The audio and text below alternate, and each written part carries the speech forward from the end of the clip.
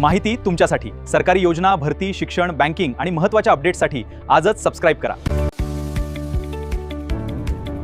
कापूस पिकासाठी केंद्र सरकारकडून कपास क्रांती योजना जाहीर झालेली आहे. तर तुम्हाला किती अनुदान भेटणार याची सर्व माहिती या व्हिडिओमध्ये बघूया.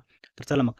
केंद्र सरकारने कापूस उत्पादकता अभियान कापूस क्रांती या नवीन योजनेला मंजुरी दिली आहे. ही योजना 2026-27 ते 2030-31 या 5 वर्षासाठी राबवली जाणार आहे. योजनेचे उद्दिष्ट काय आहे तर कापूस उत्पादन वाढवणे, हेक्टरी उत्पादनात सुधारणा करणे, आधुनिक तंत्रज्ञानाचा वापर वाढवणे, शेतकऱ्यांचे उत्पन्न वाढवणे.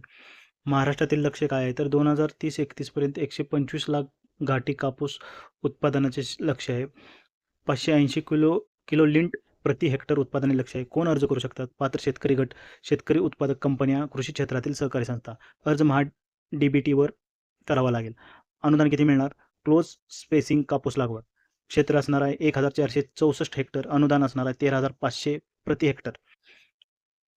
शेती दिनासाठी 500 रुपये. सघन कापूस लागवड क्षेत्र असणार 2151 हेक्टर. अनुदान 18,000 प्रति हेक्टर. शेती दिनासाठी 500 रुपये.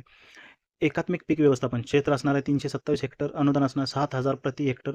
शेती दिनासाठी 500 रुपये. महत्त्वाचे म्हणजे काय? अर्ज DBT पोर्टलवर करावा लागेल. निवड झालेल्या लाभार्थ्यांना अनुदान मिळेल. कापूस उत्पादन व उत्पादकता वाढवण्यासाठी ही योजना सुरू करण्यात आली आहे. तर या व्हिडिओमध्ये एवढेच. आपल्या चॅनलला सबस्क्राईब करा, लाईक करा आणि इंस्टाग्राम पेजला फॉलो देखील करा. धन्यवाद.